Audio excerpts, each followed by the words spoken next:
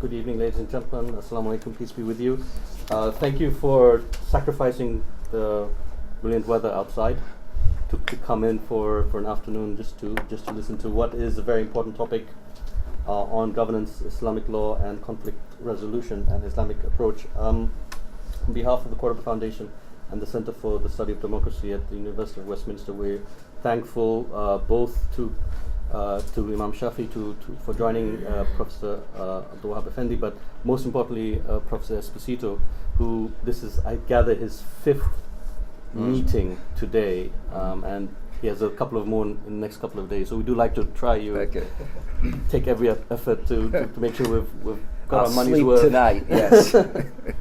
So, but effectively, this comes out of a program that we've been doing over the last 18 months at the Cordoba Foundation, where we've been looking at the role of governance and peace building in conflict resolution, for looking at how we approach the aspect from an Islamic perspective. Where we were supported in this program by Islamic Relief, who kindly gave us the foundation with which to start this work, and Shafi, who will start off the process, will be talking primarily from the aspect of governance, because we felt that when you look at a lot of the instability and a lot of the conflict in the world nowadays, it comes from a lot of it comes from weak state structures. It comes from weak structures that do not allow state institutions to operate, and that starts the process of sowing the seeds for conflict. So if we wanted to approach conflict resolution, if we want to approach conflict transformation, whilst we look at peace building, one aspect, another aspect is actually looking at how governance can be developed in order to approach conflict transformation. So Shafi, who is a qualified management consultant and an Islamic Studies teacher, took this very challenging task of examining Islamic governance in the light of conflict resolution. So what we wanted to do was to make use of the fact that Professor Esposito would be in town to actually have a discussion on this. And so this has come at a very short notice, as many of these things do. When we find out that eminent scholars are in town, we try and figure out when we can slip in an additional piece of work for them to do. And so we thank you all for coming at such short notice. I will probably stop there because I wanted to allow Shafi to start the process of giving us some pointers on his paper. Just to add that there are teas and coffees and drinks in the kitchen, so if you do feel hot, and I do appreciate it, so the AC is not entirely sort of effective, please do feel free to get up and get yourself something to drink. And there are bathrooms on this floor. I think men's on that side and women's on the other side there. So that's it. Shafi, I will kind of leave it to you to start the innings. Just like to thank the Cordoba Foundation, University of Westminster, for holding this roundtable.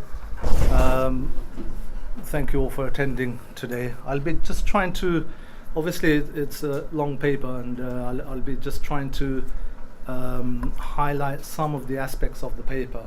The paper was titled Governance and Peaceful Resolution of Conflicts in Islamic Traditions. A lot of the paper dealt with initially looking at what is Islamic governance, looking at Islamic political theory, what is the purpose of Islamic governance, and then looking at how that ties into being a resource for conflict resolution or conflict transformation. What I intend to do, we've got about 15 minutes. I'll read from some parts of the introduction and then give you an overview of conflict resolution and peace in Islam, and then just read through the conclusion of the paper. That's all I'm able to do, just to give you a flavor of what I found in terms of the research.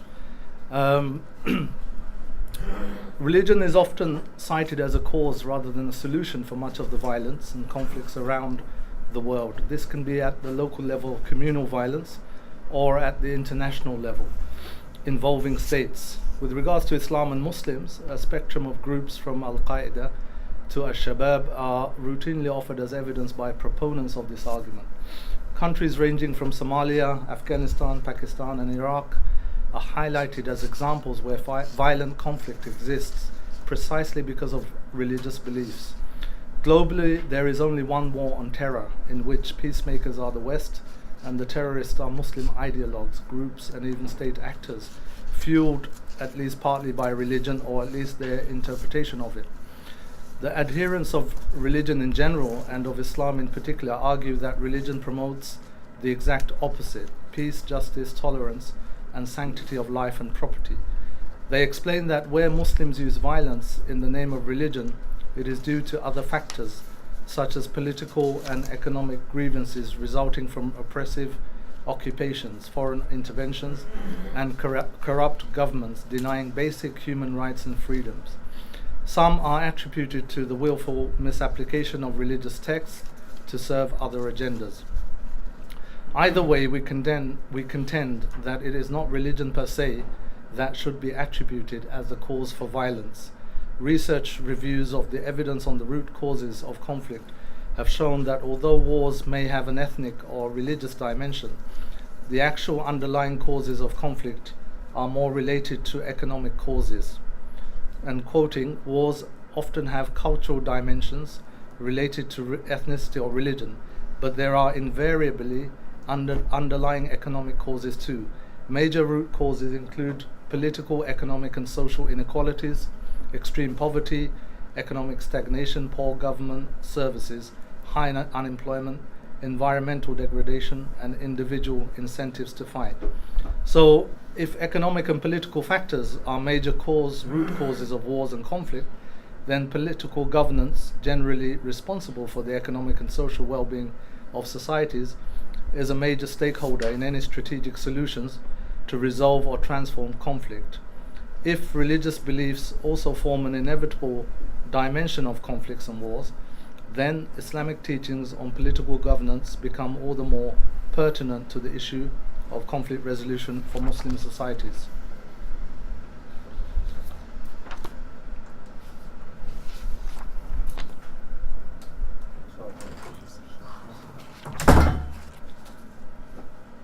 Peaceful resolution of conflicts in Islamic traditions, an overview. Peace and its significance in Islam. The word for peace in Arabic comes from the letters Sin, Lam, Mim.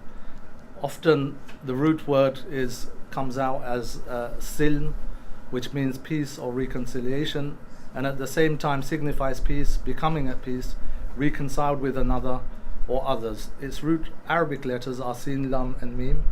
These root letters are the basis for a number of derived words which have connected meanings, like Salmun, Salamun, Islam, Al-Islam, etc. All meaning similar meanings for soundness, safety, security, peace, and of course Al-Islam, the religion of Islam, which means surrender and submission. The person who has faith and surrenders himself to live his life according to the instructions of God is called a Muslim, from the same root letters. Interestingly, the word Muslim is an active participle, which denotes someone who actively surrenders to the will of God and works to bring about peace and security around to their surroundings. As-Salam is also one of the names of God, which in his context means to be whole or perfect without any defects, imperfections or blemishes. Paradise is also referred to as Darus Salam, the abode of security and peace, and the everyday greetings of Muslims in this life and in paradise is Assalamu alaikum, peace, safety be upon you. Therefore, peace and security are embedded within the fabric of Islamic teachings, and it is intended to form an emblematic feature of the Muslim community. Islam and Islamic governance are essentially centered upon a legal tradition, Sharia. The universal objectives, maqasid of Sharia, is to seek to preserve and protect the five necessities, which are means to attaining a state of communal peace and security, namely life, the protection and preservation of life, wealth, religion, intellect and personal honor and dignity. In other words, much of the purposes of detailed legal instructions in Islamic law can be traced back to the preservation of one of the 5 necessities above, that in turn create the necessary conditions at a public level for a peaceful, safe and secure social environment. Islam comprises of theological, legal and ethical moral traditions that are inextricably related to each other, the entirety of which is called Sharia, literally the way or path that leads to water, but technically encompassing the faith, the law and ethics of Islam. Contrary to popular understanding, Sharia does not denote Islamic law alone.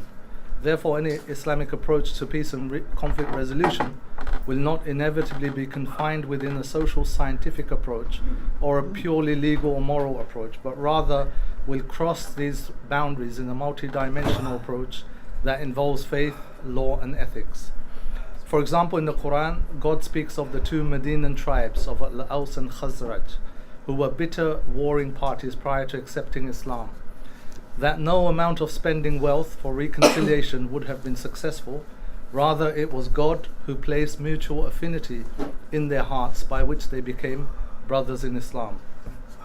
Therefore, the point of departure in Islamic conflict resolution or transformation is faith and reliance on God, who is able to place the desire for reconciliation in the hearts of antagonists. This reality is to be acknowledged also through supplication, as taught by the Prophet Muhammad in a hadith, peace be upon him.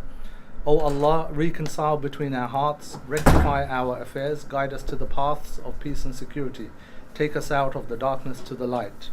So, in essence, the precondition of a real desire for resolution is clearly stated in the following verse that talks about resolving even marital disputes. God promises to make reconciliation occur if both parties desire it. In the Quran, chapter 4, verse 35. And if you fear dissension between the two, send an arbitrator from his people and an arbitrator from her people. If they both desire reconciliation, Allah will cause it between them. Indeed, Allah is ever knowing and acquainted. Therefore, the prerequisite for conflict resolution is an inner dimension related to faith. Thereafter, Islamic law lays down further guidance depending on the circumstances. In general, the Islamic approach to conflict resolution, when 2 groups of Muslims are in conflict, or when a group rebels against the state or another part of society, can be divided into 2 broad stages. The first stage, according to Islamic law, is to attempt to negotiate and reconcile between the 2 groups using peaceful means such as debating and discussion, arbitration, and agreeing to follow the general rule of Islamic law. The initial stage is understood from the following sentence of the following verse of the Quran. And if 2 factions among the believers should fight, then make settlement between the 2. But if one of them oppresses the other, then fight against the one that oppresses until it returns to the ordinance of Allah. And if it returns, then make settlement between them in justice and act justly. Indeed, Allah loves those who act justly. However, if one of the groups or group of rebels resists and continues to oppress another group or rebels against the government or authority or state, then they must be warned of the consequences of their actions. If this fails and the group insists on using arms and initiates fighting, they must be fought by the political authority or state authority until they are restrained or imprisoned as instructed in the remainder of the above verse. Once the rebellious group is restrained, they must be dealt with justly, and any settlement or resolution must be fair. So in general, the Quranic approach is 2-stage. One is of discussion, negotiation, dialogue, peaceful means. The second stage is if that doesn't work, or there is a reason or the circumstances demand the use of reasonable force to bring a rebellious group or a group that is creating conflict or transgressing against laws, there is the option of using reasonable force to bring that group and to bring it into check, so as that injustice and oppression is not spread in society. In terms of the paper, the remainder of the paper dealt with the purposes of Islamic authority and governance. It also looked at democracy, pluralism, and the challenges that poses to any notions of Islamic governance or any ideas of Islamic political theory. So in my conclusion, I kind of touch upon those points. Islam aims to actively promote peace and justice in society by developing individuals and communities within the framework of faith, law, and ethics that holds the preservation of life, property, religion, intellect, and dignity as the highest universal necessities that are protected by Islamic law. The purpose of Islamic political authority and governance is twofold: protection of Sharia, which is Islamic creed, law, and ethics, and the protection of public welfare and interests. These two objectives combine to promote a just society that protects both individuals and communities through a system of duties and rights, as well as the rule of law for both government and citizens. Political authority in Islam has a crucial role in the resolution of conflict through the promotion of social and economic justice, poverty prevention, and equitable distribution of resources to ensure individuals are not unduly disadvantaged, exploited by the rich, or deprived of the basic necessities of life. These are amongst the major root causes of wars and conflicts. The duty to prevent them is required of an Islamic government from a Sharia perspective.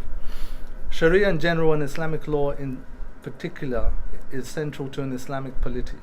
This is a foundation element of Islamic political theory agreed upon by the overwhelming majority of Muslim jurists, theologians, thinkers, and reformers throughout history. In Islam, religion and politics were integrated from its inception. Divine revelation in the form of the Quran to the Prophet Muhammad culminated while he was both the Prophet and the head of the city-state of Medina. Sovereignty in terms of law lies with God, who is the primary lawgiver. This does not exclude human agency that interprets those parts of Islamic law that are not clear or agreed upon, or where the law is silent. Sovereignty in terms of appointing political authority and granting it legitimacy is located firmly with the people. This also necessitates political representation and participation for all citizens, men and women, as an approach that is both representative and consensual. This is the point of departure for any Islamic political theory. Together with the previous points, they provide the framework within which conflict is minimized in Muslim societies between individuals and communities, and between the government and its people. Essentially, it is the centrality of Sharia or Islamic creed, law, and ethics to Islamic governance that provides the basis for social and economic justice, rule of law, and the means to prevent and resolve conflicts. Colonial occupation, the abolishment of the Ottoman Khilafah, and the division of Muslim lands into nation states had huge repercussions on Muslim religious and cultural development, as well as their institutions, as they were severed from continuous historical traditions and institutions. Ideas about Sharia and political theory that were taken for granted in the Muslim world were being questioned and critically reviewed. What it meant to be a Muslim in modern times and the relevance of Sharia to politics became issues of debate and disagreement. It is important to note that postmodern Western political theory has developed under a particular historical, social, and political context, and within its own epistemological underpinning, some of its fundamental premises being sovereignty of the people as opposed to sovereignty of God or divine law, the superiority of reason and personal choice over a values-based or tradition-based or revelation-based system, and a focus on the individual over the community, all of which present considerable theological, legal, and ethical challenges for any Islamic political theory which is founded on the sovereignty of God and Islamic law, the limitations of human knowledge, and a focus on the community. However, that is not to conclude that points of considerable convergence do not exist, or that both cultures have nothing to learn from each other. As noted in the paper, most of the key elements of democracy, pluralism, and the demands of human rights, with some exceptions, would not pose a serious challenge to adoption by an Islamic political system. Contrary to popular belief, the formal structures of an Islamic political entity, as embodied in the various manifestations of the Khilafah in the past, were not necessarily always based on any particular legal Islamic legal requirement, and therefore the form and institutions of any new Islamic polity is open to discussion and debate. The substance of Islamic law as the legal system was always required, but the form and structure of political authority was always open to, and in fact did change. By the process of being challenged externally, numerous questions were being directed at Islamic law and political theory to look for causes behind the decline of Islam, in contrast to the ascendancy of the modern West. Most of these questions and criticism were being formulated in light of Western conceptions of political theory, including democracy, liberalism, pluralism, and international human rights. A range of responses were being prepared by Muslim scholars and commentators throughout the 19th and 20th centuries. In this century, the recent Arab Spring has once again brought Islam, political theory, and governance issues in a contemporary setting at the forefront of discussion and debate. Historically, Islamic political theory has been an under-researched area for reasons outlined in the paper. It is imperative that considerable resources and efforts are directed to this field if authentic, critical, and authoritative Muslim narratives are to emerge that properly address the contemporary world from a perspective of fresh Islamic jurisprudence and political theory that are fully cognizant of the realities of today but are grounded and rooted in Islamic theology, law, and ethics. Some authors have already made initial contributions, but a far greater output is needed. Any new Islamic political theory should further research and offer optimum solutions with regards to constitutional law, including electing, selecting, political authority, political representation and participation, political institutions, and the roles of executive, legislative, and the judiciary. Further research is required in areas of Islamic legislation, the role of Muslim jurists, judges, and other experts in formulating law. It would also have to address in greater depth issues of citizenship, human rights, and pluralism in a global setting. Western political theories today are not without their critics. A number of commentators have highlighted the loss of meaning, the disconnection from tradition, and the disconnection from stable concepts of virtues, as well as the moral and ethical crisis of the West. A new Islamic political theory has the potential to combine the elements of a stable moral and ethical foundation, the rule of law, and democratic principles to organize society in a more socially and economically just, pluralistic, and meaningful manner that satisfies both the spiritual and physical needs of individuals and communities. It is clear that the Islamic tradition generally, and Islamic political theory in particular, provides a generous repertoire of material that Muslim societies can use to address contemporary issues of peace, conflict resolution, and transformation, social justice, pluralism, and good governance. This material is scattered across diverse Islamic disciplines and needs urgent attention to identify, collate, and synthesize with contemporary developments in the field. Autocratic and military rule are being challenged and dismantled in the Middle East by popular movements calling for far greater freedom and political participation. Islamist parties promising Islamic governance values that are sympathetic to faith teachings are fast emerging as major political parties across the region. In some areas, armed Muslim groups are fighting to liberate their lands in preparation for an Islamic system of governance. However, opposition groups are also consolidating to resist any Islamization of the political domain. Serious conflicts have already taken place, and others are developing, such as in Egypt and Tunisia. Therefore, the need for further research into Islamic governance models to develop authentic expressions of Islamic political theory that address the questions and challenges of democracy, pluralism, sovereignty, and citizens' rights in a global contemporary setting is both urgent and necessary to inform real-world developments and to provide a basis of preventing and resolving conflict. Thank you very much. Thank you, Shafi. I appreciate the challenge of trying to condense 20,000 words of a paper into almost 20 minutes.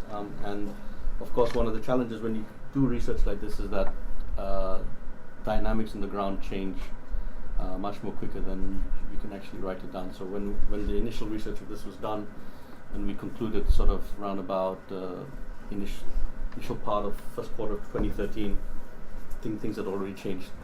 It's quite dramatic. So we will reserve points from the floor till after everyone has spoken. I'd like to invite Professor Abdelwahab El-Affendi to speak on the role of Islamic law in conflict resolution, but also perhaps to respond to what Shafi has said, to agree, disagree, and with what he said. Thank you very much. I think, as you rightly said, we always speak in the shadow of events and things on the ground. And from my perspective, of course, the biggest shadow these days comes from my native Sudan, where this woman is being tried for so-called apostasy and has stirred a lot of controversy about what does it mean in Islam, the fact that there is, the Quran says there's no compulsory religion. So how can you square these principles? And this leads me to a bigger question is, I don't want to start controversy, but I think probably a lot of people say I already have. The question, is there an Islamic form of governance? Because you rightly mentioned that there are the verses which you recalled about governance and conflict resolution. Both of them refer to justice. If you rule among people or govern people, you should govern justly. And also, if two sides fight and you want to reconcile them in justice. Now, the concept of justice itself is not defined in the Quran. It's taken to be self-evident. And so, if then the basic principle in Islam is to rule justly, this is a universal kind of rule. It's not specific to Islam. That justice is the principle that should be.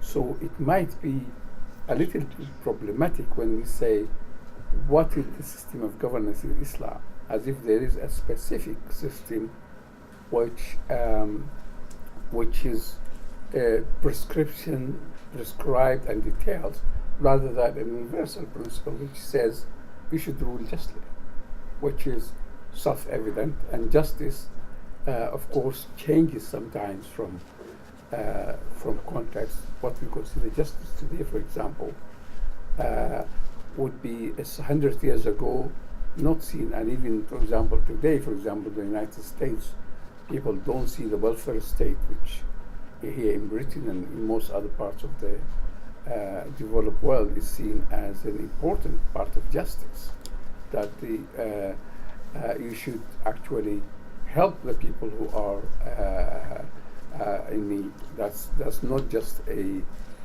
charity, it's a right and it's justice.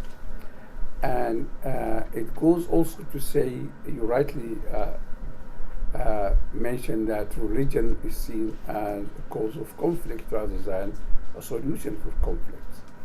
And again, here we are reminding, for example, of incidents in the Prophet ﷺ lifetime when he was concluding this Al-Hudaybiyah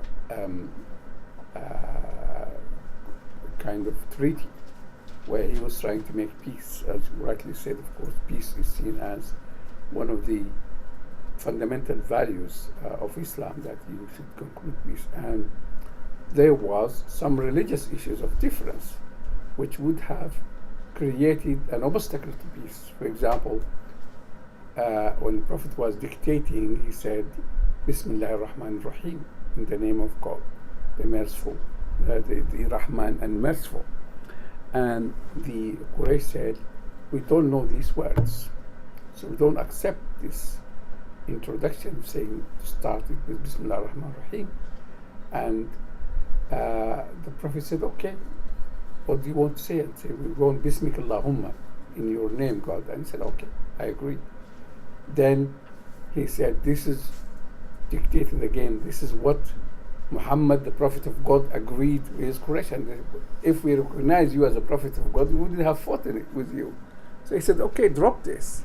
So he dropped his own religious demands or conviction in order to reach peace. And this is an issue which shows that also sometimes if religion becomes, or if religious differences became an obstacle to peace, then reaching a common ground, again on a universal or a conventional basis, can be a way forward. Again, this is not as some of the groups which have emerged everywhere these days, contrary to Islam. This is the spirit of Islam: compromise and trying to reach common ground. On the other hand, for example, we learn in the Islamic history, for example, Al-Ash'ari, when he writes in Maqalat al-Islamiyin, especially about the Khawarij group, these rebel factions who claim to be more religious than everybody else. Then when they, within themselves, because some people might say, okay, we have a problem of conflict because there is a conflict between Muslims and non-Muslims. So if we did have a purely Islamic society, then we probably won't have differences. And Islam would resolve for us differences. But the cases of the Khawarij and the cases today also of Al-Qaeda and its factionalism in Syria and elsewhere show that even when there are groups who agree on, let's say, the purest of the pure of Islam, they could invent differences. And the case of the Khawarij is very enlightening in this, in that they seem to invent factions. So they differ about the most minor thing. Like, for example, somebody said, well, a child who's 12 years old, boy or girl, could be married, and somebody else said, no, should not be allowed. And then they divide into factions. One faction is for, and one faction against. And suddenly they say, you are the faction, you are kuffar and unbelievers, and you deserve to die. And the others say the same to the others. And I think we need to reflect on this when we are now dealing in the light of history, in the light of, as I said, of events we see taking place in Sudan or Syria elsewhere, that in the end we need to reflect a little bit more detachedly and rationally about governance as such, rather than Islamic governance, and justice as such, rather than Islamic justice. And how do we think about mechanisms for conflict resolution? There should be kind of, as the versatile said, there should be a way of how to configure justice, how to reach justice in these certain. And so we don't need to really delve into these kind of obscure texts or old sayings, or to see that there is a very simple thing there, which we need to look at, which is justice. I'll stop here.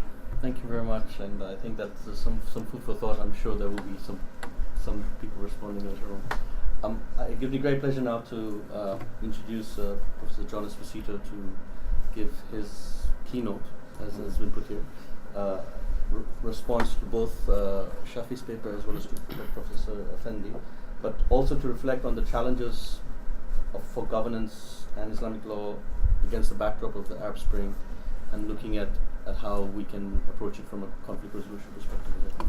Over to you. Some general comments in terms of the excellent presentation that we had and the response. what I would sort of add to it, or at least the perspective I would give, is that first of all, very broadly, what religious traditions do, not just in Islam, but the way religious traditions develop, is that yes, there is a scripture, and you have a prophet or prophets, but they are both responding to the context at that time, the social, political context of the time. Is this a tribal society? Is it a patriarchal society in terms of where the religious tradition comes out? What are the other religions in the area, etc.? And then one develops notions of institutions, notions of governance, for example. So, it would be silly when people go to talk about, and often when they go to criticize Islam, it's the case, but they will say things like, well, this is not to be found in early Islam. Well, often what they're referring to also isn't there to be found in early Judaism or Christianity. So, for somebody to say, well, God gives a revelation, therefore why didn't God reveal, a democratic form of government? So notions of modern democracy, and you can apply that to social issues, etc. If we look at the way in which Islam has played out historically, certainly one can say that as you look at different periods, whether you're talking about the period of the Prophet, even if we say there's a connection to that of the righteous caliphs, there's still differences when one moves into that period. There are differences in the way in which the caliphs ruled. There are differences in the way that not only was Sharia or Islamic law interpreted, but also the way in which caliphs also took it upon themselves to introduce regulations and laws, but would use names that would not identify it as necessarily Sharia itself, but they would introduce those things in order to, again, accommodate to changing periods. If you fast forward, you look at the development of the major caliphates, you look at the development of sultanates. Again, one can look through them and say that they are Islamic, and one can identify some common features, but there's one. I'm being recorded, aren't I? Okay, so there's one heck of a difference. When one actually looks at the way the different caliphates developed, the lifestyle that was seen as Islamic, let alone when one moves to the Sultanate period. Then you move into the modern or contemporary period, and you also have shifts in the way that even an Islamic state or governance is regarded.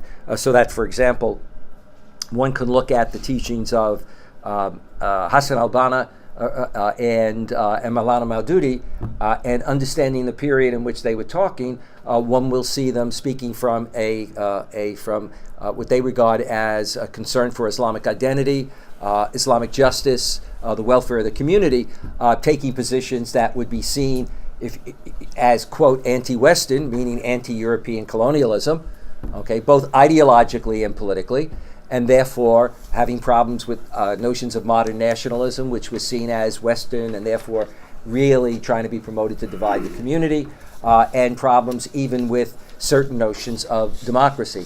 And yet, as these movements developed, they then participate in the democratic system. And it's kind of interesting that I think it was about 15 or 20 years ago, the Middle East Institute had a panel on democracy in the Middle East. And I remember I was one of the three panelists, and I commented that I've been in the field for a number of years, and isn't it interesting that whenever we had professional meetings, we never talked about democracy? Because the presumption was these countries didn't have it, But then you had somebody in the audience, it happened to be Daniel Pipes, who's too bright to be that stupid, as my father would say to his sons when they disagreed with him. Pipes got up and said, well, when it comes to democracy, groups like the Jamaat, and others, and then he quoted early Maududi's writings. So you have some vivid comments, but he never referred to the fact that at the very time Pipes was saying that, the Jamaat was already participating in democratic elections. So I think therefore the challenge today, and it is also reflected in some of the questions that arise out of what's going on in Egypt, and some of the responses that are occurring, is really well, it's a combination of things, but the question, who's Islam, who's going to be interpreting Islam, but also what interpretation of Islam. If you say what Islam in English, what you're really saying is one interpretation. Otherwise, if you say what Islam, somebody will look and say there's only one Islam, and then we're off and running. But I think that that's really where we are. And so if one talks then about the development of modern Arab or more broadly Muslim countries and states, they are going to develop differently in terms of even the role that religion will play. So for most, religion will no doubt play a role in social life. We know from, for example, Gallup data, Pew data, etc., how majorities of the population feel and what they want. And in many, religion is going to be a role in politics. My colleague John Vole has written a piece recently and kind of taken on the way in which when people look at Tunisia or Egypt and simply see it as secular versus Islamic, and basically said it's really the choices are state versus alternative interpretations. And that's precisely what you even see in Egypt today. You saw it with Sadat. You saw it more subtly with Mubarak, but even under Mubarak, it was control of religion. Sadat both controlled and also kind of promoted. And you see it in the way in which the Sisi, on the one hand, they're getting rid of one kind of group or interpretation, but on the other hand, Sisi gives a speech in which he sees himself as not only the guarantor of stability and security, but also of good, healthy religion, and how, in fact, it's also going to be his role to kind of assure that. Now, in terms of reflections on the challenges that exist in this kind of post-Arab Spring. On the one hand, one can say, it seems only yesterday that Tunisia and Egypt had the uprisings. Well, that's the kind of line I have here. As I look at it, I think, not really.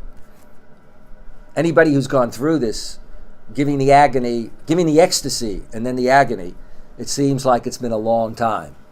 With the headache, with the politics, with the fall, I always have to keep thinking about, when I go to date something, when was Morsi in, and then when did the demonstrations take place? And then all of a sudden it's like, oh my God, was he overthrown that long ago? Has Morsi, I was thinking about today, how long has he been in prison? You both sometimes think the things are short, but it's also been a long time. It's been a long 3 years. Certainly it's been a long 3 years for people who are in prison in Egypt right now. And for many others. The kind of hopes that people expected, not only with that, but also with Libya, with Syria, Yemen, and Bahrain, very, very mixed. It's interesting, we don't even talk about Bahrain that much. And there are reasons for that. The Gulf states, if you actually look in 3 years, whatever we thought the Gulf states policy were, they've changed. Not necessarily gotten better, but they've added stuff on that one wouldn't have expected or predicted. The idea that Saudi Arabia and the UAE would project themselves and emerge as major leaders, that they would not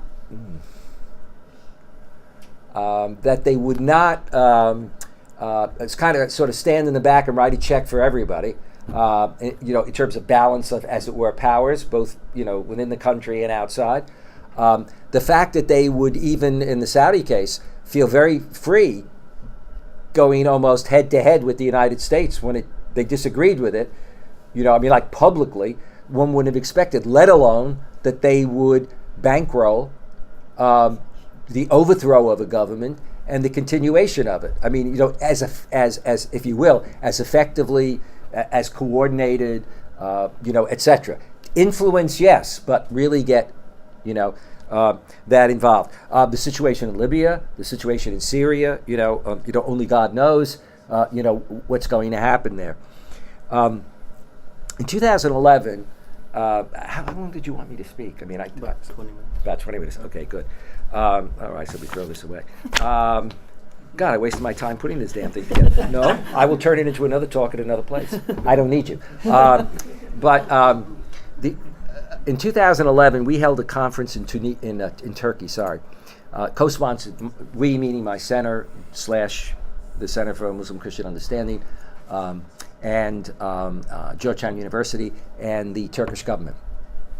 And it brought together a lot of the activists, both secularist as well as Islamist, particularly from Tunisia and from Egypt, but also from Syria and Libya, etc. And we had a variety. We had young and old. We had we had people like Ghanouchi, Abdel Fattah, and other people.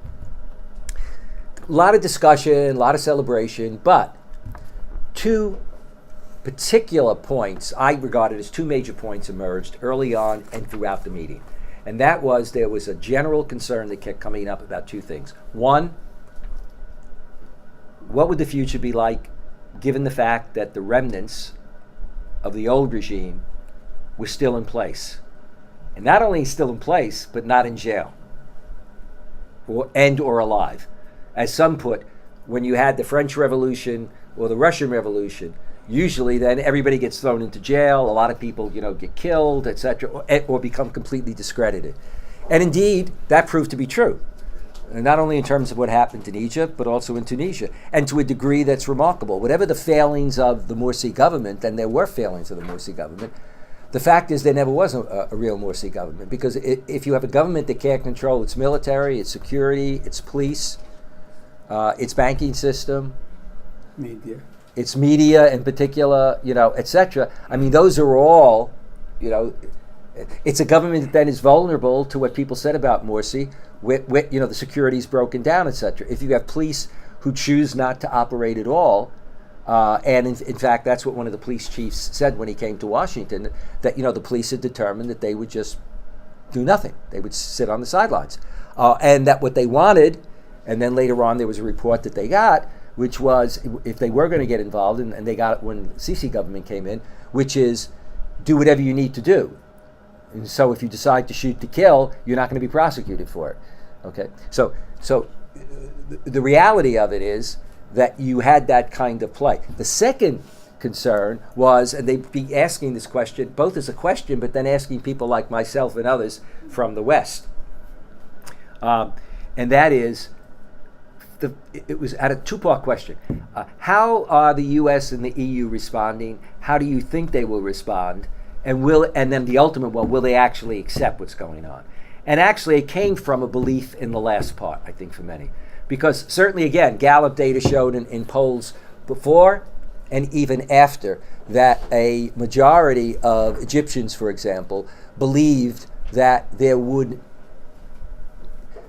believed that the West would not accept real self-determination unless it had significant influence. And they believed that that in fact they themselves should be independent politically and even be concerned economically. In other words, don't take economic aid, or at least don't take it if the economic aid is actually going to be to control you. Okay, to see how some of this continues to be believed only in a different kind of way is a colleague of mine. We were supposed to be on a panel together at Al Jazeera, and I decided not to go for a variety of reasons. And she was on a panel with some fairly representative Arab intellectuals or activist leaders or whatever, but she said she was stunned, and she happens to herself be Egyptian American, but she was stunned at the degree to which they were absolutely convinced that this was all the United States. So we've got all the old stuff. So you're not, I was waiting to, I was going to say, well, didn't the Saudi ambassador or the UAE ambassador get up and say, hey, wait a second now, we're no longer second rate. I mean, look at what we've done. Why are we getting credit for this? But she said even when she went to respond, they sort of talked to her as if you don't know really what's going on in the United States, etc. That's not to say that the U.S. has done X or Y, but the idea that really it was the U.S. that had that kind of influence on Saudi Arabia and on the UAE. So the U.S. was calling all the shots. Okay, so those concerns have played out, and we see what the realities are. Very briefly, with regard to Tunisia, and then I'll say a little bit more about Egypt. If you look at the Tunisian situation, and they are very different, one of the things that I always say is one of the great ironies is that when Ghanouchi was driven out of Tunisia, And it happened to be the first day that I was supposed to meet Ghanouchi, about 23 years ago or whatever it was. I landed in the airport in Tunis. I went to his house. As I went to his house, he was passing me fleeing the country. Okay, so that's why I got to know him here. Meetings at the Intercon are a lot better at times, There's air conditioning, etc. But the reality of it is that everybody thought Ennahda was gone. Ghanouchi would die and probably be buried in a small plot someplace in London or outside of London, etc. Okay. With the Ikhwan just seemed to be, they were there. Yes, they were under persecution, but they were there, they were growing, they were active, etc. But one of the great ironies is, because Ghanouchi came out and had the time and the experience of living both in the West, but also traveling in the Arab world, you see his thought develop significantly. Very significantly.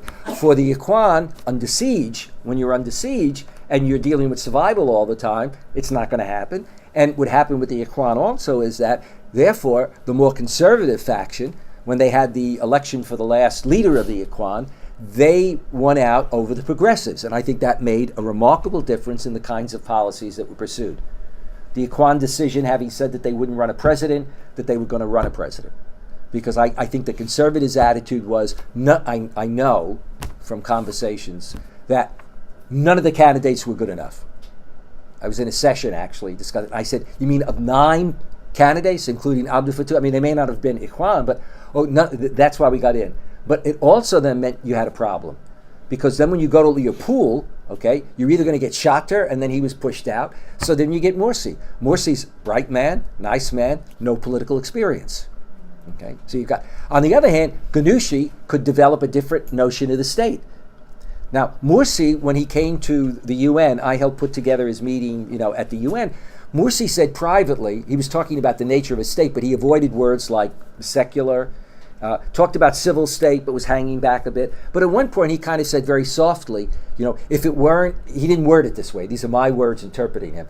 If it weren't the Egyptian context, I could use certain words. In other words, they would have been closer to the way in which Ghanouchi would have expressed it. But knowing the problem, you will remember the truth of that was shown when Erdogan of Turkey is greeted like a hero, and then in a speech uses the word secular, and everybody went crazy. I happened to be in Istanbul. This may go a little bit more than 20, 25 minutes, but somebody tried to stop me the other day, and I called her a neo-Nazi, so be careful. And then discovered they were taping. I had to apologize to her. But I happened to be in Istanbul the next day, and there you had Fahmi Hawadi, you had Ghanouchi, you had the foreign minister of Turkey, and you had a number of other prominent Arab personalities, all laughing at the table about how Erdogan got blindsided. And then they got into the whole question of the history of the cultures and how everybody knows in Egypt you don't use this word, and that whole kind of thing. But at the end of the day, it was much more than that. Ghanouchi was able to say ahead of time, A, the president is not going to come from us, and to actually name somebody clearly from the opposition. Ghanouchi was able to say ahead of time, we are going to have a coalition government where we are going to bring in the 3 other parties. And after it, to actually do that. Even though one of them refused to come in, he invited all of them in, including the one that refused to come in was the one that was outraged because they were expected to really win. They actually did the worst. Now, a lot of people in that situation would have just pushed off. Ghanouchi was able to come in with that kind of dominance, and yet, at the end of the day, when it meant preserving a united Tunisian identity and trying to preserve the principle of democracy, to actually have sectors of his people pull out of the government.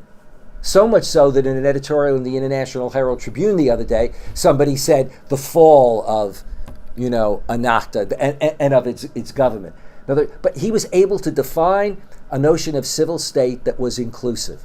He was able to talk about the notion of religion, but be clear about what it was going to be and not be. Now, he may have fudged, or Ennahda may have fudged a little bit later, but, very clearly, in trying to be inclusive, dealing with the issue of Sharia.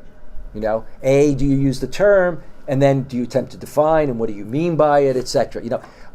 Far more inclusive kind of way. Morsi was also dealing with a much different situation.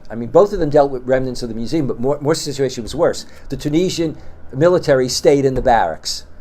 The Tunisian judiciary did not come out and at the government, the way that they did.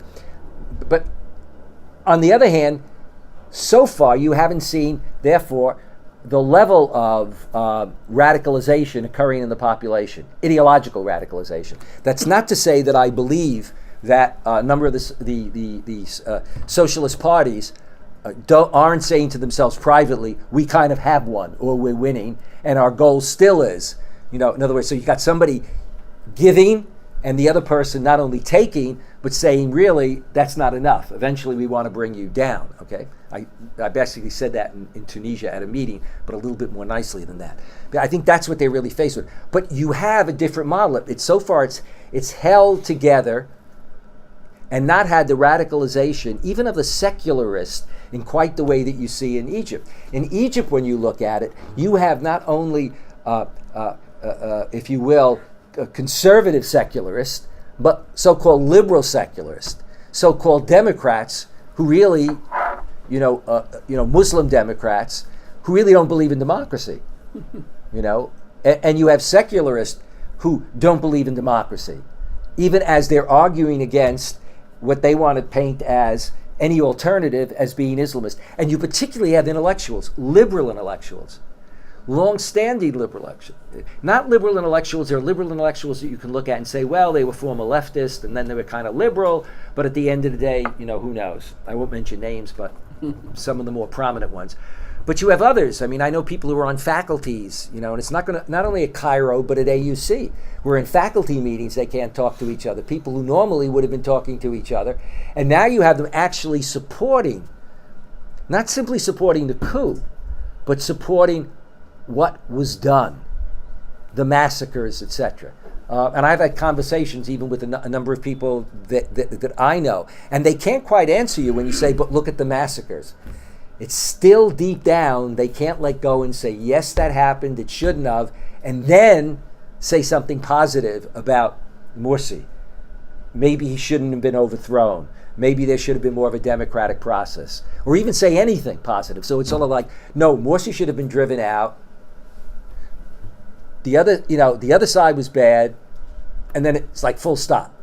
Let's just kind of, continue.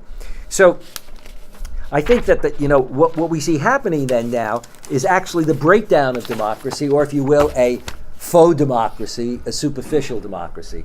I was saying to a group of people I met with this afternoon, leaders of Muslim organizations here and stuff. I found this great quote. Now, hopefully, I can find it again, where you actually have a Egyptian diplomat saying to, I believe it was a European audience, and I believe it might have been to the EU, like a statement after the elections. We have crossed the Rubicon of democracy. That's what these elections show. And what you got to see in the sentences before. The sentences before, he says, we have had 7 democratic elections. 5 of them were under Morsi. Now, somebody else said, oh, well, they don't deny that. They still think that Morsi was bad. He should be thrown out. I said, no. There are a fair number of them, including the judiciary, that in fact said they weren't democratic. They threw out the parliamentary elections, etc. But that's how confused it is. And those liberal intellectuals, very influential, and you also have liberal intellectuals in the West who accept this. A lot of them influenced by both the conventional wisdom about modernization and secularization and westernization, as well as what comes with it, which is a major problem with religion. So, for example, the difference between the U.S. and the U.K. in dealing not only with Islamic movements, but I would say, and a number of my colleagues this afternoon, we were talking about it, is that in the U.K. you have a particular problem when you deal with Muslims in the U.K. and you deal with, for example, social policy. Because if you have a high percentage of secularists, but who are really hardcore secularists, they are what I call secular fundamentalists, that means they are as rejectionist as radical religious fundamentalists. And what that means is that they can't, that's for those people, anything that smacks of religion, hijab. Not so much beard, because beard is in. You see, if they ban the beard, you can go after banning the hijab. You ban the beard, you're going to have an awful lot of, businessmen, academics, who have beards and say you can't do that. But and social policy also, they will have a problem with it. Now, in the U.S., it's different. Because, for example, in the U.S., you have a lot of evangelicals and Catholics who, when it comes to family values, even if some of them aren't great on Muslims, they have the same family values, conservative family values, that many Muslims do. And certainly when it comes to religion, and religion being a force. Secretary Kerry has an advisor on faith communities. And that advisor is on the 7th floor of the State Department. That's where the Secretary of State is. If you have an office on the 7th floor, you're in. Even if you don't get a big budget, there are only a few offices, and that's a symbol. You would never get that, here. So this pullback from democracy, okay, is also dealing with a problem with religion. But it's not as if religion is going to disappear in Egypt or in any country. We know from surveys that majorities of Egyptians and the majorities of people in most Muslim countries want both democracy and some form of religious values. They even express it as Sharia, although they mean many different things by it. But religious values. Some might argue, for many, it's more maqasid Sharia, rather than, a specific code, etc. We know that. So, what government's always going to do is you're going to see government like Sisi being very concerned. You're going to see religious leaders getting their appointments, or if you will, their reappointments, such as certain grand muftis in Cairo who will go unnamed, etc., who managed to survive from one to the next to the next. Or, other grand muftis who, joined together, and not only, as one of them, a person who I had great respect for, Ali Jumma, not only did not support the overthrow of Mubarak and always had a problem with the Muslim Brotherhood, but then supported the coup and even made statements that would have justified eradicating the Muslim Brotherhood. So government's going to be involved. But the other side is there. I mean, the reality that Muslim leaders are going to have to think about is that even if they attempt, as the Saudis want to both declare the Brotherhood terrorist, but to declare it globally. Because what that allows them to do is not just legitimate what they do in their country and what's going on in Egypt, but it allows Gulf states to move against any and all Islamists, because there's always a tendency to basically say that all movements are either derivative of the Muslim Brotherhood or influenced by them. And so it's in the interest of the Kuwaitis, the UAE, etc. But the reality of it is, at least I believe, the reality of it is that they're going to have to deal with the fact that at some point, when any kind of opposition emerges, either first they're going to have a problem getting rid of the movements, or really, marginalizing and containing them. But if they do that, there are going to be other movements that are going to come along. That's it. And it's definitely going to happen in countries like Egypt, because you can't buy off the whole population. In the Gulf, you can put it off by raising people's salaries, giving them, I don't know what, free internet, whatever it is people want. I was in Saudi Arabia a couple of years ago, and they were saying that people were up in arms because there was no more free telephone calls or something. I didn't believe they had free telephone. They said, oh yeah, even people that had money, it was like, how can I live without it, Okay, so religion is going to continue to be a player. Now, the U.S. and the EU, again, functioning from the conventional wisdom. The conventional wisdom was modernization and development, means secularization, westernization of society. The U.S. and the EU, even though the U.S. has a strong religion factor, it always talks about separation of religion and the state.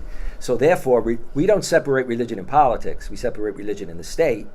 And sometimes we don't, but that's in theory, okay? The problem with when they look at the Ikhwan, or they look at other Islamist movements that are in government or have been in Jordan and Kuwait, they don't just see religion and politics, they see state. And so that question of religion, can that really happen? Won't religion really be, and this is still an issue, isn't religion, whatever religion, before you even get to Islam, if religion plays too significant a role, what do you do about gender issues, human rights? For example, both Muslims, significant numbers of Muslims, significant numbers of conservative Protestants, and significant numbers of Catholics, okay, have a more limited view of the role of women in society as well as in religion, and on a number of other issues, on social policy, birth control, etc. So those concerns are part of the background. you also have the conventional wisdom in terms of the history of the region. That is democratic exceptionalism. Remember, under George W. Bush, I tend when I get tired to say things I'll regret, but since I said it at the other place and they taped it, I actually said that it would have been good if the first President Bush and his wife practiced birth control. Then we wouldn't have had to deal with the last President Bush. But in any case, and I don't know why, he's Episcopalian. I mean, they could have done it, whereas George is a born-again Baptist or Methodist, and they couldn't do it. But the reality of it is that during George W. Bush's term, you remember when all of a sudden the U.S. got interested in democracy. Okay, now let's go back to the first President Bush. Good policy on Islamist movements, etc. But one of the jokes in Washington was the last time that Baker went to the Middle East, he had 5 speaking points. And in the State Department, they called it the 5 pillars, like the 5 pillars of Islam. But the joke was before the plane landed, he dropped the 5th pillar, which was democracy promotion, okay?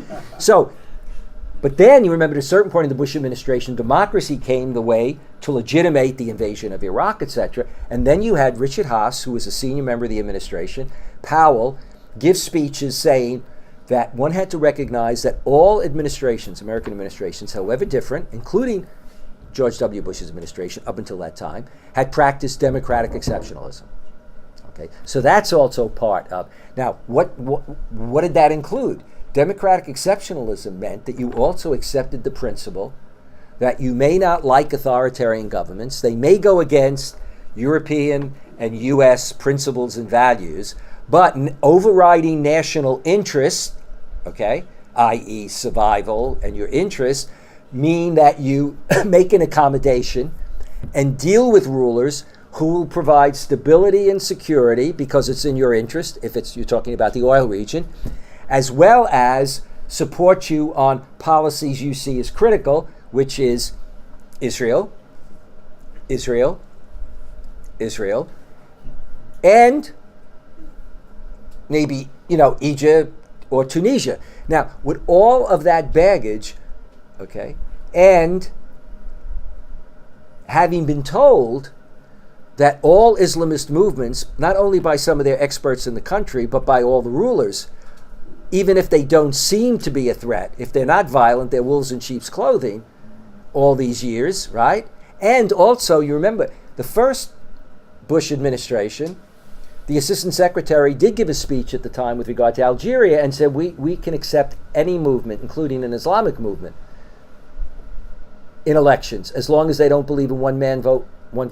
But no assistant secretary, neither Mr. Jurajian nor Bob Pelletreau, in the Clinton administration, but more, when I say Bob Pelletreau, I don't mean that it was his position, his administration's position. None of them would ever name a moderate Islamist movement. When they were asked by media, when they were asked by academic experts interviewing, they'd say that there were moderates, they were mainstream, they would never, so that all gives you that background. Therefore, when you get the uprising, you do see slow to get off the block to say something. You see simultaneously almost the President of the United States saying one thing like, and I forget which one said which, and the Secretary of State, but one of them said, recognized Mr. Mubarak, a longtime ally, positive statement. But on the other hand, there's the statement that we have to respect the right of the Egyptian people. And so you had that contradiction. Then they got on the same page, but it was always going to be on a guarded same page.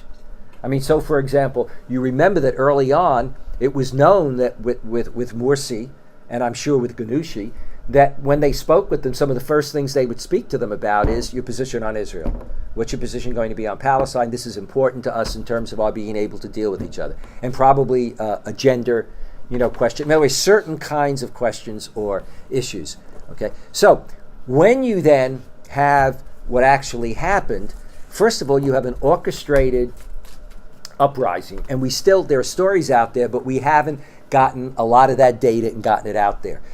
People like Al-Masri have written extensively on how the Egyptian media for a year before was actually being influenced and setting up for this. And there's a lot. So Al-Masri has looked at media. Others have looked at the funding.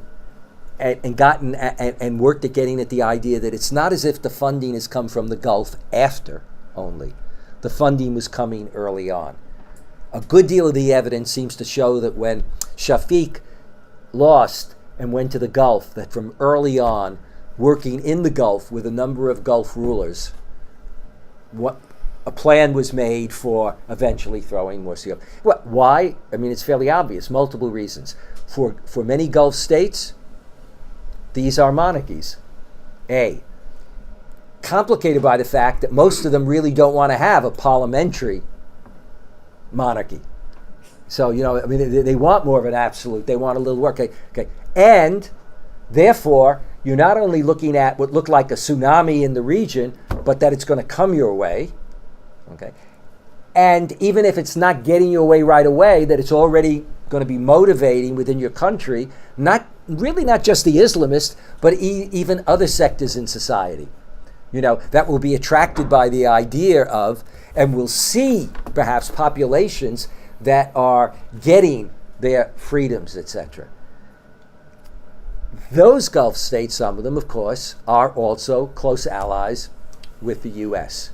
And so I think where we are with the U.S. and the EU is that at the end of the day, you saw it with the U.S., not calling it a coup, because I think that the strategy, and I think it was easy to predict, that people were talking about put pressure on Sisi, and I used to say things like hold off the aid, but really that wouldn't have done it, because the people that would be backing Sisi would be saying to him, we'll give you the money.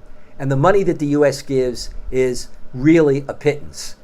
I mean, if you're talking about $1 billion or 1.5 billion, nowhere near like the 12 billion that's been given, and that one could hope for to be coming in. So the thing for Sisi was staying in.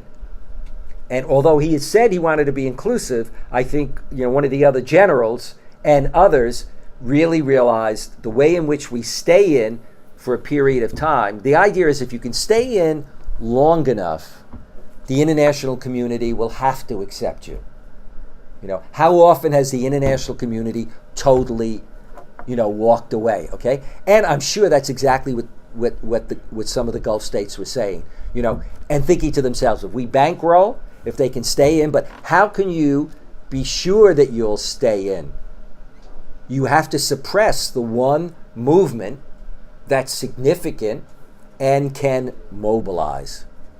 And then my final comment, so when you do get legitimate mass demonstrations, you have elites, remnants of the old regime, not just people who are in the bureaucracy and in government, but people in the economic sector, including in the country and those that had to flee under Morsi, the really wealthy.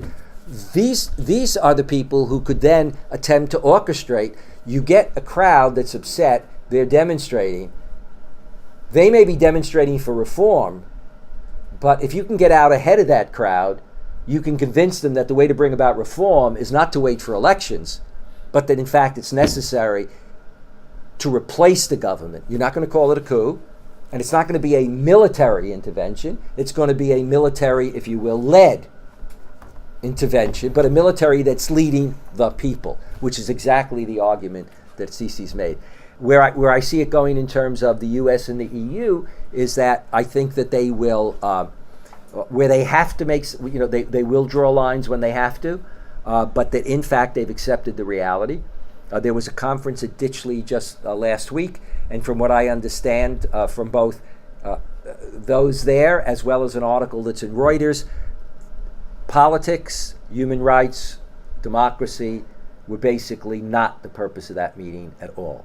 So the vast majority of that meeting, those topics didn't come up, and when they came up, they were ruled as being marginal, being made by people as if this is not what we're here. The whole purpose was to talk about developing economic packages for Egypt, but also other countries, in order to then assure stability and security. But what that is then implying is an acceptance for a good deal of the near term of the political realities.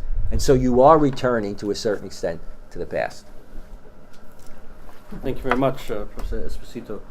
I think what we've heard today is from a theoretical perspective about where things could be to where you need to step back and take a reflexive approach to understanding some of the current geopolitics and the current context. We have about 40 minutes for questions and answers, so I'd like, if you can, yes, and you can say your name as well, that'll be good. My name is Fadl Solomon. I'm Egyptian. I participated in the Egyptian Revolution, Tahrir, and I was present at the 3 massacres in Rawah. Actually, I'm also a big fan of Dr. John Esposito. I knew you looked brilliant. You really have the look in your eyes. Go ahead. I'm a fan of yours. But actually, I found it awkward to say that Morsi had no political experience because he was the head for the last 10 years of the political bureau of the MB, of the Ikhwan. At the same time, he's the one that they chose to be the first head of their political party. At the same time, he was the head of the parliamentarians bloc, the 88 MPs in 2005, in the presence of Al-Katabi and in the presence of Al-Aryan. He was still their leader. I'm not saying that he wasn't naive. Of course, he showed a big deal of naivety, and also one of his problems was maybe poor presentation skills. But when it comes to his shortcomings, maybe the only thing that I don't blame him for is to be deceived by Sisi. Because everybody was deceived by Sisi. Everybody was Anybody who can cry during Zuhur prayers, cry when he's with his mother, must be. Even more than that. No, it's much more than that. You're talking about the one who taped his own military leaders and went to him with the recording, and he could have never got rid of Anan al-Tantawi without the help of Sisi. So actually, even Assam Sultan, I don't know if you know Assam Sultan or not, of Hizb al-Wasat, he's known for being an extremely smart person. I called him on the 27th of June, 3 days before the coup, and I said, Assam, I'm not comfortable. He said, when you... I spoke to a couple of friends who were there the day that Assisi was announcing the coup, and there were people in the Morsi government, as this was right on television, who were saying, oh no, it's really not a coup. And the person saying, do you realize what he's saying? You know, it's basically the militaries, but it was still this sense that, no, he really doesn't mean he's going to do that. What I agree with you completely. I mean, I didn't have the kind of background you just gave. Two of the things that I have said was based on my experience, not just looking at Sisi, but also being with him. To begin with, he's bright, he's really nice when we were interacting, etc. But what struck me was a certain amount of naivete, and also a certain amount of, even though, quote, he had, and I'm saying this for a reason, so don't think it's a U.S. kind of hegemony statement here. Even though he had lived in the U.S. for a long time, what really struck me was when at the UN and we brought together people, he was trying to reach out to an audience, and he didn't really know how to frame certain things and even follow up. To give you a concrete example, somebody was trying to raise the Coptic issue, and we actually had a Copt bishop there who took actually, quote, a very good stand vis-a-vis Morsi. The interesting thing was what needed to happen then was for Morsi to follow up. And he didn't. And of course the ambassador didn't, because that ambassador is still the ambassador. Because I'm waiting for Morsi to do it, and then I think, okay, if Morsi didn't do it, the ambassador is going to do it. And I think those two things did undercut it. But I'm glad you told me about the other points. Can we just, because I know there was another question as well. Sorry, yes. Thank you so much. Can you? I have got 3 comments for our first speaker and one comment to first of all, we mentioned that roots of violence are mostly economic and political. What about doctrinal certainty? Those who are certain of their doctrines, as was suggested by Abdelwahab, but do violence to others. So what about that? I'd like to hear your comment. My other question to you is, what is Islamic about Islamic conflict resolution? As Dr. Abdelwahab suggested, conflict resolution is being done in a rational manner. And prison could be used by Muslims and non-Muslims. So when you say Islamic conflict resolution, I am at a loss. I don't know what we mean by it. My third point is about, again, Islamic political science, political theory. Do we have anything such as Islamic science? We may have something like Islamic technology, because technologies are all context sensitive. But now, coming back to the point made by Prof. Esposito, I entirely agree with you that democracy could be combined with Islamic values and be used in the region. You eloquently told us that in that conference there was no mention of democracy whatsoever, despite the fact that it is a workable model. The machine of democracy could be imported to the region and could be combined with the Islamic values. Now, could you please tell us what is wrong with this nice system, which, for example, America cannot even persuade its strongest ally in the region, i.e. Saudi Arabia, to embrace this? Should you want to take that, or should we take one more question? Would you like to respond first? Yeah. First question, the quote I read out was not my statement in terms of what are the root causes of conflict. This was a re-evaluation of all the researches that have been carried out. This was actually by the British Journal of Medicine, BJM, or is it the BMJ? They carried out the research and they highlighted from their kind of findings, the root causes were the ones I listed, mainly political and economic. I do believe, like you said, there are conflict caused by doctrinal issues.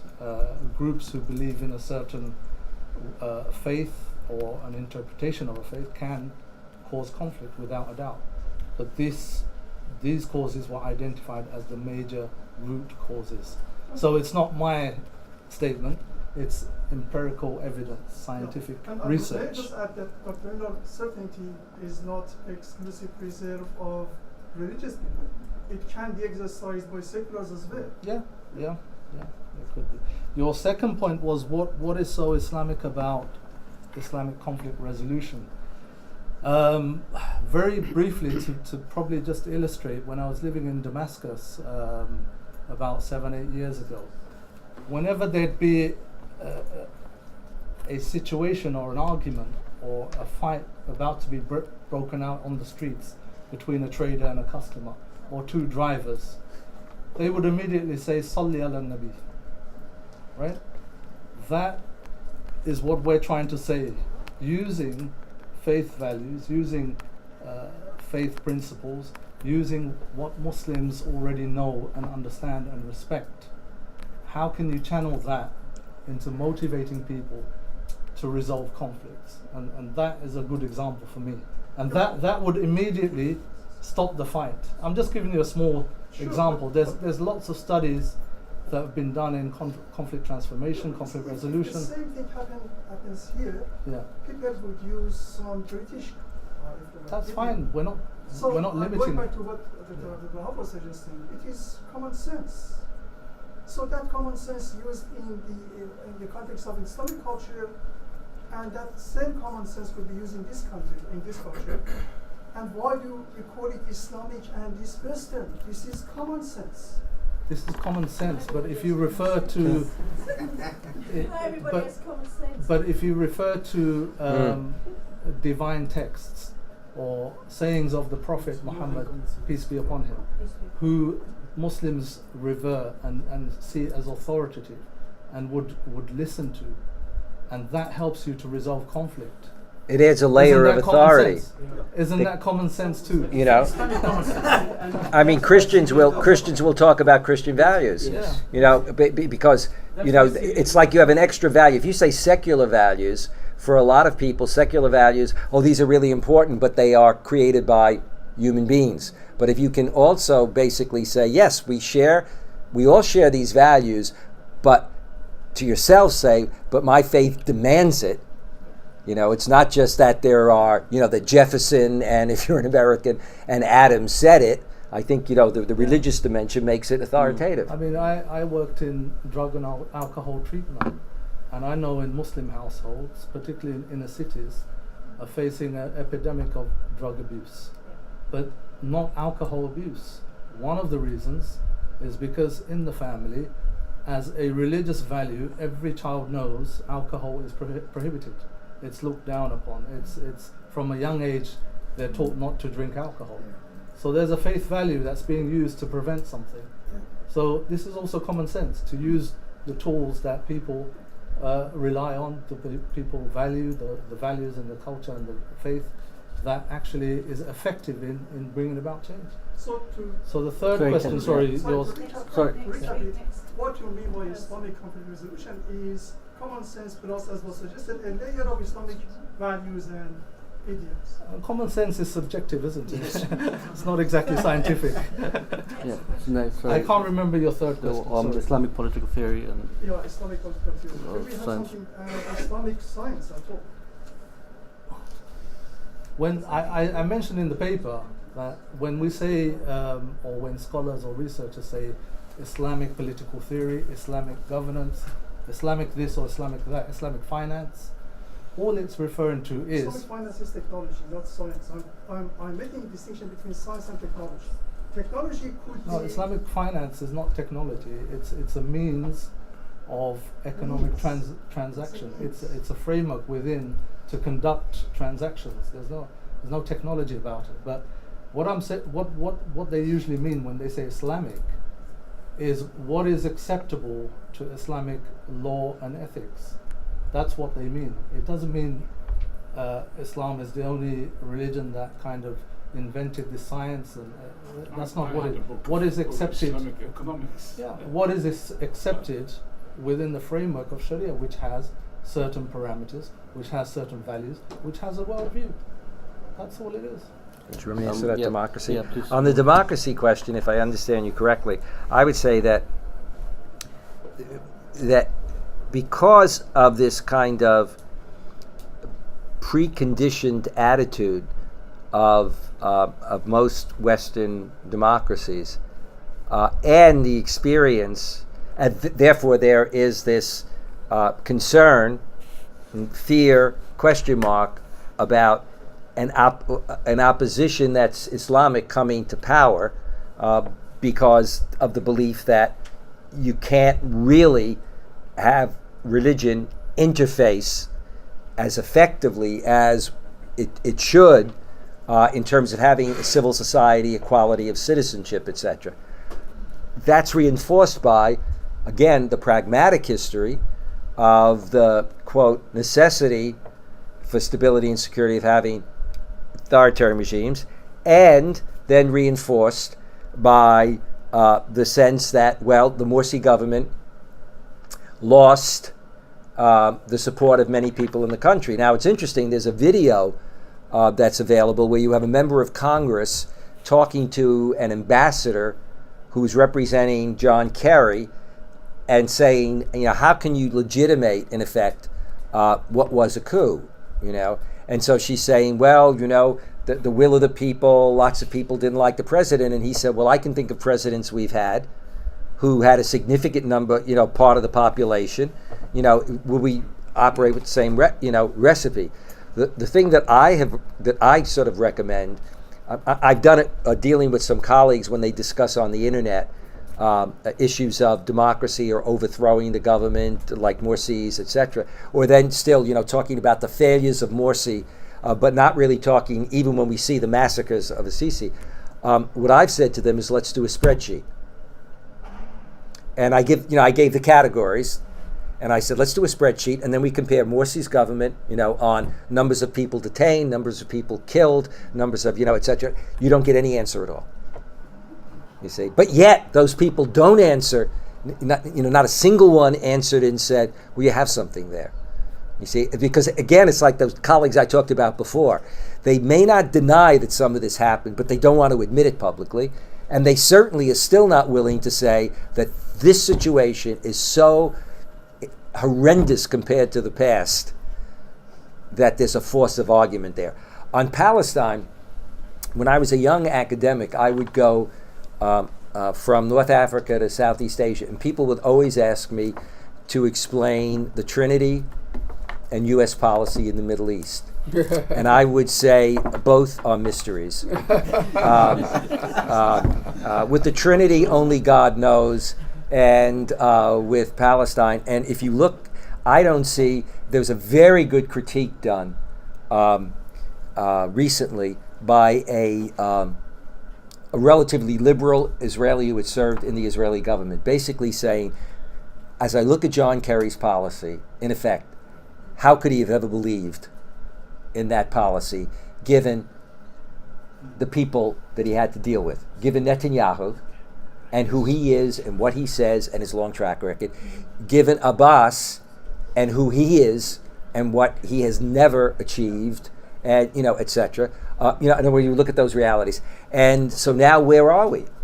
Now we have to count on the fact that both Abbas and Perez will, through prayer and God's intervention, bring peace to the Middle East. Well, I don't know about that.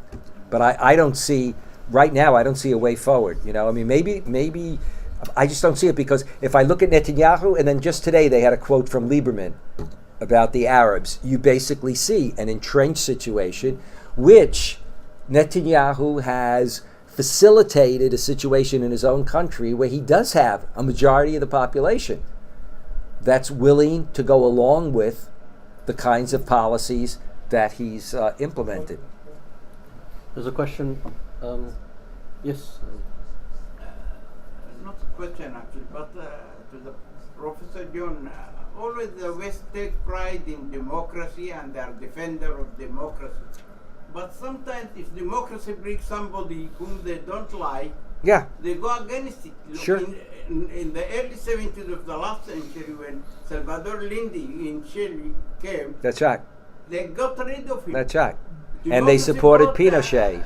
Nawaz Sharif in Pakistan, General Perez took power. Yeah. And he was classified as a friend and give him billions of dollars.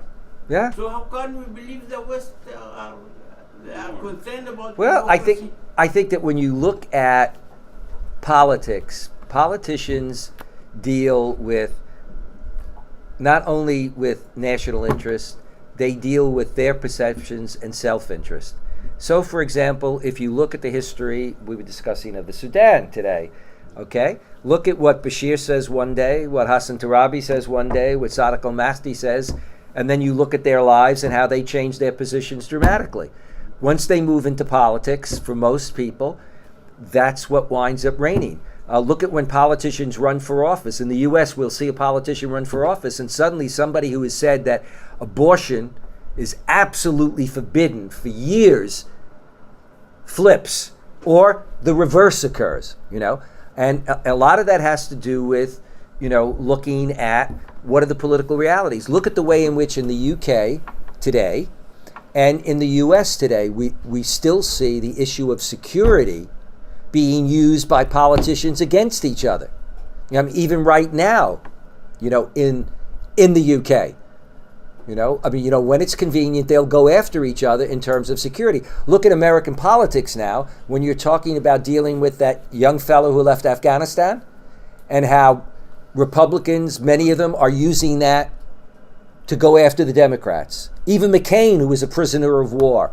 At the end of the day, politics, the rule of politics is compromise. The problem is that compromise should be compromise that has a constructive and a movement forward.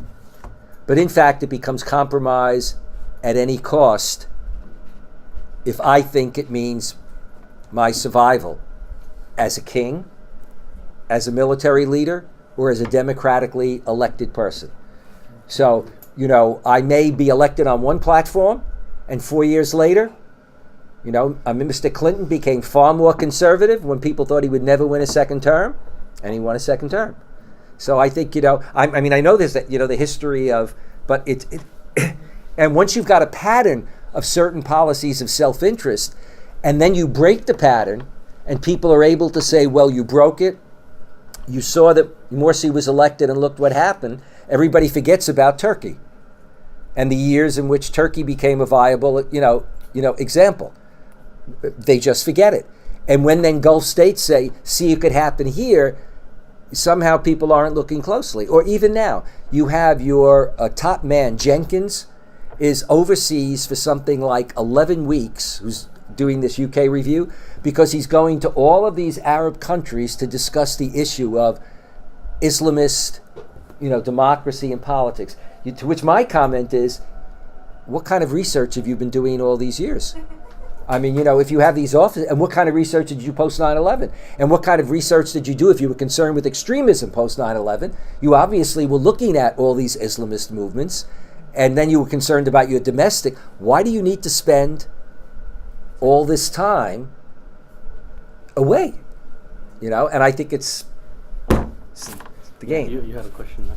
Yeah, one question, one comment. The question is about Egypt. I think the big difference there was that there was a large Coptic Christian minority, about 10%. And I understand that they were fearing Islamisation, slow Islamisation. And I understand that the new constitution has given a bit more religious freedom to minorities. I was wondering if you could comment on that because you didn't mention it at all. The comment is, I want to go to see there's a comment about the interpretation of Sharia law and so on. Yeah. I want to go and see the exhibition on global peace and unity, which was at Excel. And I didn't know when it was on and so on. So I looked up the internet, right? And then I saw a little thing on YouTube saying Muslims do not go to this exhibition of peace and unity. So I thought, this was interesting, being a non-Muslim. So I thought, right. And what it was a voice interviewing 5 different Muslims, I presume they're Muslims because and saying, are you going to go to this exhibition? They said, well, yes, we are. And the lady says, did you know that the Quran and the Sharia law says that you cannot be friends with Christians and Jews? And did you know that's in the Quran, God's holy word? God is telling you, do not be friends with Christians and Jews. And they said, oh no, we didn't know this. No. So interviewed the 5 of them, and then afterwards she says, are you going to go? No, none of them are going to go to this thing. And then finally you see her, and you don't actually see her because she's completely covered, and she waves her hands up and down and says, do not go to this exhibition because it's full of Satan. Satan is there and you will be contaminated because it's against God's holy word. Now, I've talked to Muslim friends and they said, this is rubbish. That's right. This was a complete wrong interpretation of it. Yet this was on YouTube, and this lady presumably believes that you cannot be friends with Christians and Jews. And that to me is a terrible thing, that this interpretation of the Quran and of Sharia law, when people see this, they think, my God, this is it. We don't want it. But I don't know this situation, but there are situations in which it turns out that the person that's doing the interviewing is not a Muslim, but is raising the issue, which then alienates people. But it could be, look, if you are dealing with Christianity and Christian groups, if you're dealing in Nigeria or you're dealing in the United States, your hardcore Christian groups will say things that mainstream Christians do not believe. And it will be, they will make anti-Islam comments. So like we have biased and bigoted people who are anti-Muslim or Islamophobes. Some of them are secularists, and so what they're doing it is for racist reasons. But the preachers, you see, they say the same thing, but they do it in the name of religion. And so, for example, a guy like John Hagee, who has major television, he makes incredible, and writes books about Islam and Muslims, makes those kinds of statements. And when the Muslim community, he's in a city where there's large Muslim communities, they even want to go to see him. They won't even let them on the property to have a conversation. Now, somebody would see something involving Hagee, and they'd be thinking, that's the way all Christians think. And in this case, Hagee is a verifiable, if you will, Christian authority for a bunch of loons. On your first question about the Coptic situation, that's complicated for the following kinds of reasons. And this gets somewhat touchy when you raise it. Not when you raise it, as an issue, when it's, in the sense that a number of the complications occur. Number one, Copts and Christians, Copts and Muslims, quote, in the old days, 30, 40 years ago, many you will talk with, not that it doesn't exist today, but it was very common for families to interact, for there to be all kinds of relations. Over the years, there has been an undermining of some of that. That done by some of the more extremist groups. By here I mean violent groups, as well as some of the more religiously extremists who don't necessarily advocate violence. There are certain Salafi groups, etc., who will just say, you have nothing to do with that. At the same time, the governments have always played the game. We're protectors of the Christians, just as Assad has done it. But he's done it. Both of them, Sadat and Mubarak, they've never moved to giving Copts full, freedoms when they've done it, and they've used it as a card at times. So when it's convenient, they look the other way when there's some violence occurring.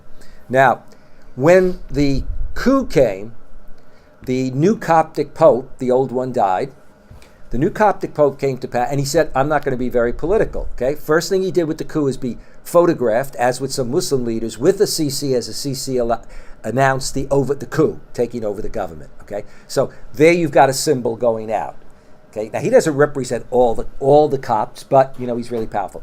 When the massacres occurred, he thanked the Sisi publicly for assuring the security. Okay, now what did happen after the massacres, there were incidents before, but particularly after, there was an uptick.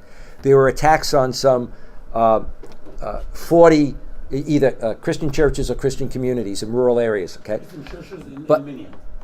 All of them in Armenia. Yeah. Christian churches. No one knows who does that. That's it. And one of the questions is, there is no hard evidence, except for what comes from the government, as to how many may have been done by Muslims. When I write, I attribute them to 3 different possible factors. One, we know you have thugs who've done some of the stuff. There are some clear examples where people have come in who don't have religious reasons and simply come in and looted a mosque and taken artwork, etc. You have that kind of problem. The second problem is you do have radical, by radical here I mean violent Islamist groups. Like are really to the right of whatever, okay? And they are rejectionist. In other words, they are rejectionist of Christians and Jews, and believe that you can, as Bin Laden believed, and Bin Laden believed, in the name of the times, it's also okay even to do things that go against the Sharia. You can rob their stores, you can, etc. There is a third possibility that in some incidents, some, I don't want to use the word younger, but some individual Muslims engaged in violence when they saw, the massacres and may have done things. But what has been consistent is that from the time before and the time of the massacres, the official position of the Muslim Brotherhood, including the president, even when he was in prison, and the head of the Muslim Brotherhood, after all this stuff went down, have maintained a public condemnation of violence against Copts. But they can't control the individuals out there no more than at times governments can't control what goes on in an Abu Ghraib or go in other places. So I'm not saying that there couldn't have been incidents where individual brothers did it, but there is not. And there was a story, I have it, I got to look for it, where a European ambassador who was in the region, I'll make another point about some of the Coptic pastors who made statements in that region, but a European at the time said that there was no clear evidence that this was being done, solely by the Ikhwan and not by other groups. There also is out, and you can search it out on the internet, there are statements that have been made by a couple of the Coptic pastors in the region, not all, but by some, that have said that it was not the Brotherhood, and have also actually blamed it on the military. Either the military provoking or the military standing back when thugs were doing what they were doing, because, of course, the attacks on Coptic churches are not just important in Egypt, they're even more important in Western countries. International freedom groups, and particularly the more conservative types that tend to, look for that kind of violence by Muslims. Those kinds of symbols go down really well when you're dealing with, by well, I mean effectively, when you're dealing with an American or a British administration. That's that's a reality. We just have five more minutes. One very quick point. Yeah. No, I actually looked sorry, up the we Quran. have 5 more minutes. I think because I'd like to get one more. We could do the one more- Quran after. One more Yeah, question. looked it up, and it does Yes, say sir. that. Yeah. Yes. Sorry, I missed the first half an hour. But was surely a time has come after we're talking about Egypt, and I'm sure it's broader than that. And it is a tumultuous time. It's in the past quite a couple of years. But I'm sure more is going to happen next decade. But surely as time has come to discuss in public and in these kind of very good discussion the phenomenon of perception, particularly if we're going to talk about the exploitation or imposition of democratic values or colonialism, the phenomena of how Western elites or the strata of power, who obviously come from universities or the military or other obvious corporate bodies, are extremely brainwashed and intentionally, and through the means of perceptual training. Through the media, this has been proven more and more in surveys, how the media operates on children, advertising, with the Nexus theories, but a good 70 years of practice. So the perceptual aspect of academia, category formation, barbarism, we've seen it over the last decade.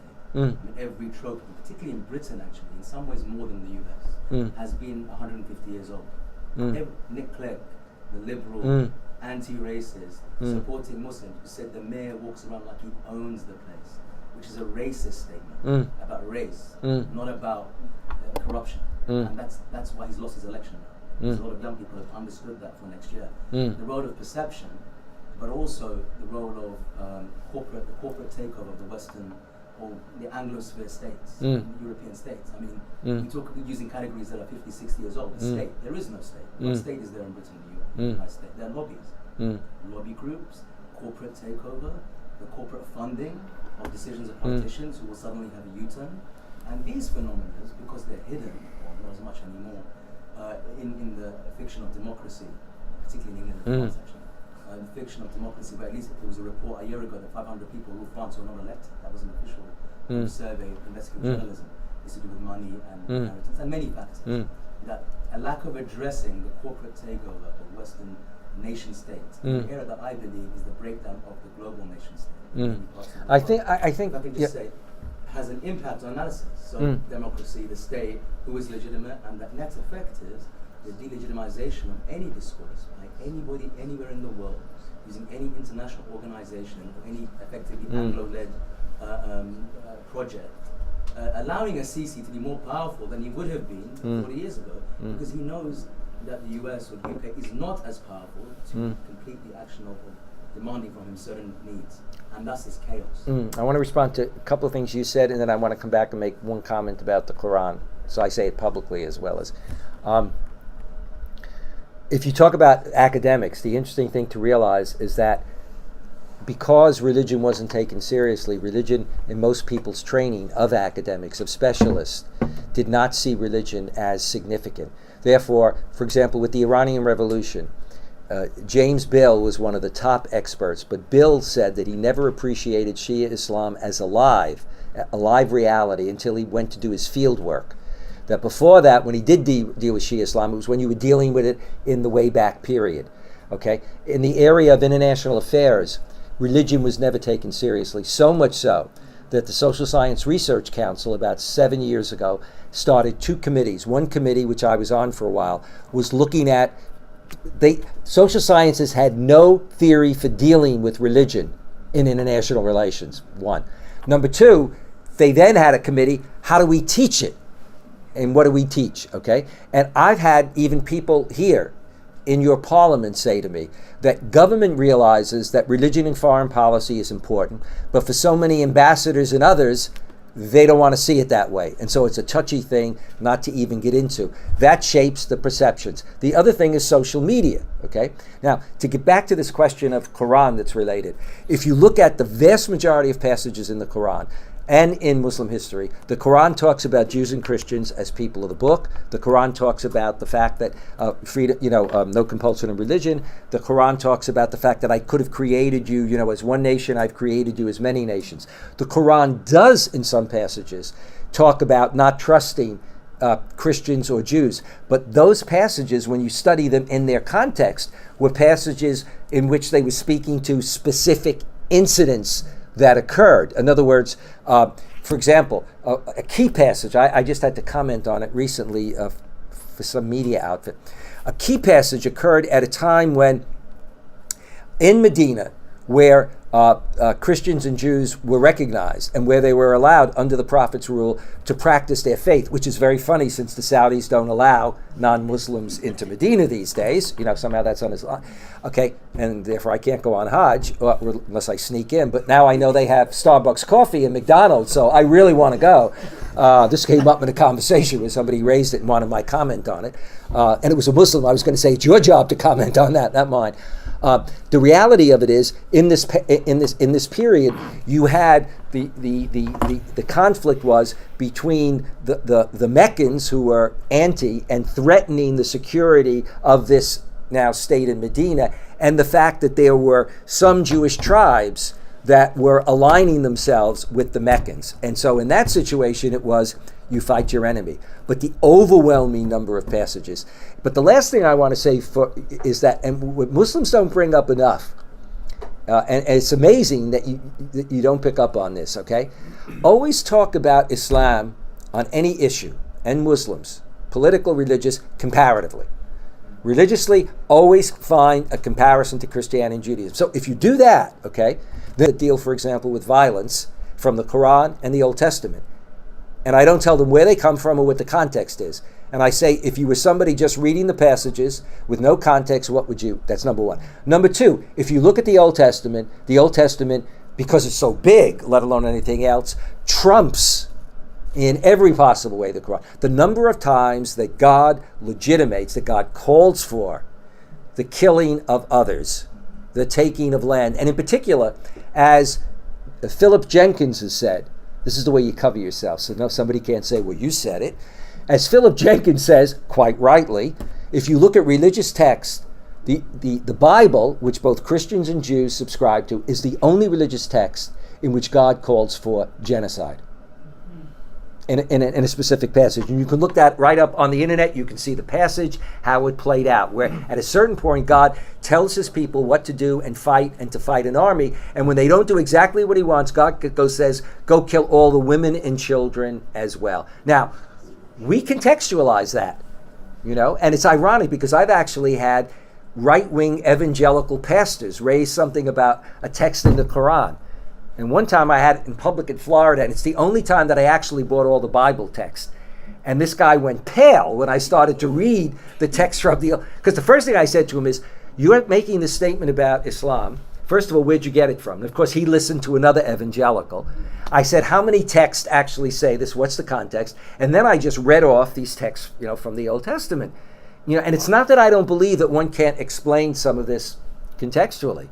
That I don't mean legitimate it, but explain it.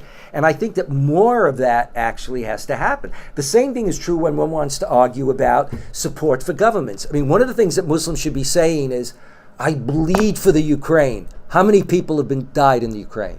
How many massacres have occurred? Why is it that there were weeks, not only when the media, but the American government and the UK, but particularly the American government, every day senior officials were talking about Crimea and about Russian expansionism, at the same time that there was nothing being said about the magnitude. So I think it's when you work in that comparative way, because then you can say, what are we really talking? And then find other instances, where you see the U.S. not being hypocritical in the way that we would want to say it's hypocritical on democracy, but being hypocritical in terms of even some governments outside the Muslim world, and the way in which situations were handled, or bringing up, but doing it in a way that brings empirical data, the situation of Allende or a Pinochet, and the kinds of statements. And now my final statement, and you get this only from me because I got it from somebody else.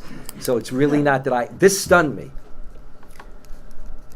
So a colleague of mine was in Chile it was either during the Allende period or the Pinochet period. Now I'm getting a little confused. I think it was during the No, it was El Salvador. And you remember in El Salvador, a lot of priests and nuns were killed, et cetera. Okay. She was there and discovered that the American government would every day report on the sermons of Archbishop Romero. Archbishop Romero was raised raised in a very good conservative elite family, always nonviolent, but over time came to support liberation theology. And suddenly this man who was very close to the establishment started critiquing. Okay, it got to the point where the military actually were threatening his security. He was eventually killed saying mass in his cathedral by members of the military. Okay. The embassy, because it supported the government in El Salvador, would get Romero's speeches and get them, I guess, to the nuncio to get them to Pope John Paul II, because John Paul II had a problem with liberation theology because he saw it as a Marxist, whether it was in El Salvador or any place. And so what the embassy was trying to do is get those things to him, figuring you've got a pope who his anti-Marxism will trump, and he will therefore distance himself from Romero and his kind. And some of you may remember, some of you aren't old enough, when John Paul II went to Nicaragua, a number of the cabinet were actually priests. One of them was a Jesuit priest who was the minister of culture, and we have a minister of culture here tonight from Iran. And when the Pope came down and he went to kiss the Pope's hand, the Pope stopped and all the cameras were on as this guy's kneeling and waved his finger at him as if he was lecturing him about, the Marxist, what he believed was the Marxist backbone. Those are the kinds of things that one has to also be able to bring out. I have to run because I have a very long day tomorrow. Well, thank you very much, Professor Esposito, for what has been a very fascinating conversation.